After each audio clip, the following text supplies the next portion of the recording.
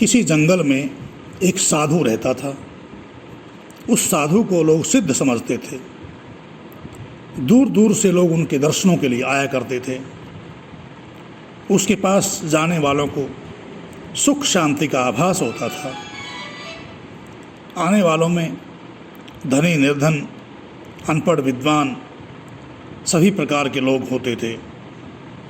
उस देश के राजा ने साधु के विषय में सुना तो उसको भी दर्शन करने की लालसा हुई। उसने अपने मंत्रियों से कहा। मंत्रियों ने बताया कि साधु को राजधानी में लाना कठिन है। अतः महाराज ने निश्चय किया कि वे स्वयं ही साधु महाराज के दर्शनों के लिए आश्रम में जाएंगे। महाराज जंगल में तो गए, किंतु उनको वहाँ आश्रम जैसी कोई चीज़ दिखाई नहीं दी। एक विशाल वृक्ष था, उसके नीचे ही साधु महाराज विराजमान थे। राजा ने देखा कि वहाँ तो सर्दी, गर्मी अथवा बरसात से बचने के लिए कोई साधन है ही नहीं। राजा ने भक्तों से पता किया कि सर्दी, गर्मी और बरसात में महात्मा जी कहाँ जाते हैं। तो पता चला कि वे उस वृक्ष के नीचे ही 12 महीने निवास करते हैं। राजा को आश्चर्य हुआ। उसने कुछ अपना कर्तव्य अनुभव किया और उसके अनुसार महात्मा से प्रार्थना की, महाराज यहाँ तो आपको बहुत कष्ट होता होगा, आप क्यों न मेरे महल में चल कर रहें। साधु महाराज ने एक क्षण विचार किया और फिर बोले, अगर तुम ऐसा चाहते हो तो चलो। बिना देर लगाए महात्मा जी महाराज के साथ चल दिए। भक्त जनों को आश्चर्य तो हुआ, किंतु उन्होंने उसे महात्मा की लीला ही समझा। साधु महाराज महल में पहुँचे तो वहाँ उनकी खूब खातिरदारी होने लगी। हर समय नौकर चाकर सेवा में तत्पर रहते थे। महाराज स्वयं उनकी पूजा किया करते थे। महारानी की भी असीम श्रद्धा उनमें थी। एक दिन की बात है कि रानी स्नानागार से स्नान करके निकली कि उसके तुरंत बाद महात्मा जी स्नान के लिए गए। महात्मा ने देखा रानी अपने हीरों का हार वहाँ भूल गई है।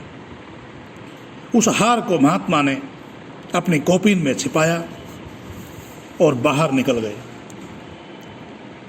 बाहर निकलकर महात्मा महल में रुके नहीं, तुरंत जंगल की ओर चल दिए। जब रानी श्रृंगार करने बैठी तो उसको अपने हार का ध्यान आया। देखा तो वह यथास्थान पर नहीं था। महारानी ने अपनी दासी से कहा, देखो मैं स्नानाघर में अपना हार छोड़ाई हूँ, जरा ले तो आओ। हार वहाँ होता तो नौकरानी को मिलता। महल में खोज होने लगी। पता लगाया गया कि महारानी के बाद कौन वहाँ स्नान के लिए गया था। मालूम पड़ा कि महात्मा जी गए थे। महात्मा जी के कमरे में देखा तो न वहाँ तो हार था और न महात्मा जी। अब हार के साथ साथ महात्मा की भी खोज होने लगी। राजा ने आज्ञा दी कि वह साधु जहाँ कहीं भी हो उसे पकड़कर हाजिर किया जाए। उधर महात्मा जी महल से निकले तो जंगल में घुस गए और दिन भर निरंतर चलते रहे।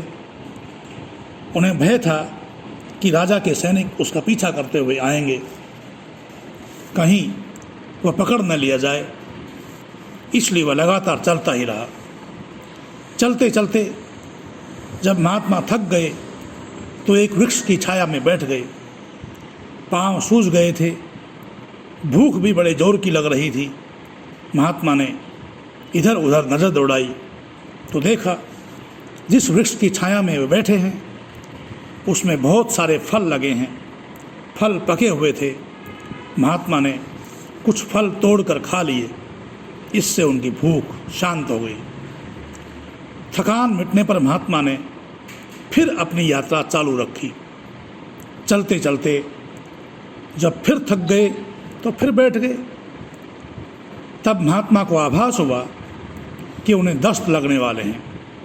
महात्मा को इतने दस्त आए कि वे थक गए, पस्त पड़ गए।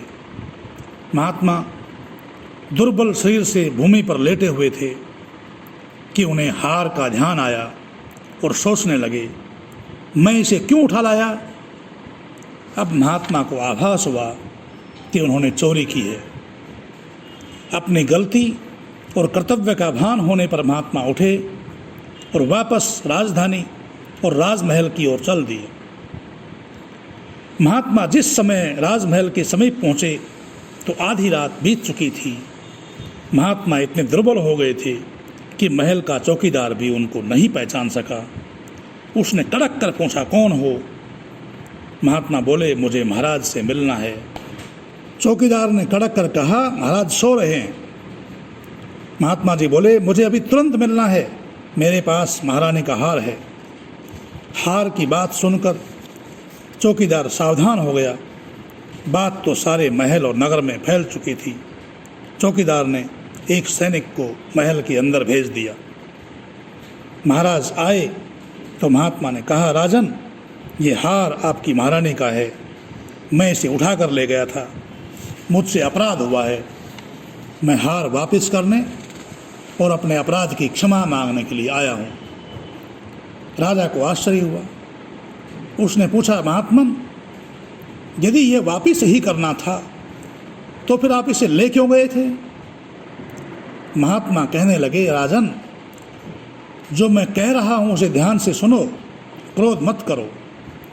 मैंने 3 महीने तक आपका अन्न खाया है, उससे मेरे मन में पाप उत्पन्न हो गया। उसके वश में मैंने ये अपराध किया था। मैं जंगल में गया, वहाँ मैंने कोई फल खा लिया जिसे खाने से मुझे दस्त हो गए, मेरा पेट साफ हो गया। आपके अन्न का प्रभाव जाता रहा। तब मुझे वस्तु स्थिति का ज्ञान हुआ और जो ही मैंने वास्तविकता को जाना तो मैं तुरंत उल्टे पांव लौट पड़ा। राजा सुनकर गंभीर हो गया। उसे महात्मा पर क्रोध नहीं आया, न ही उसने महात्मा को पुनः अपने महल में रुकने के लिए कहा। महात्मा अपने रास्ते चल दिए। इस प्रकार अन्न का प्रभाव तुरंत होता है। उस राजा का अन्न शुद्ध नहीं था, वह प्रजा पर अत्याचार करता था, निर्धनों और निर्बलों को सताया करता था। इसी कारण उसका अन्न खाकर महात्मा का मन खराब हो गया था। इसलिए ऋषियों का संदेश है कि अन्न जो भी खाया जाए सात्विक होना चाहिए, क्योंकि सात्विक अन्न के भक्षण से ही व्यक्ति अच्छा मनुष्य बना रह सकता है। यदि तामसिक भोजन खाया जाएगा, गरीबों को सताया जाने के बाद जो भोजन खाया जाएगा, उससे मन दूषित होगा और व्यक्ति भी दूषित हो जाएगा। इसलिए सात्विक अन्न का ही भक्षण करना चाहिए। आप सभी से निवेदन है कि चैनल को सब्सक्राइब कर लें ताकि आपको नए नए ज्ञानवर्धक वीडियो प्राप्त होते रहें। इति ओम शम।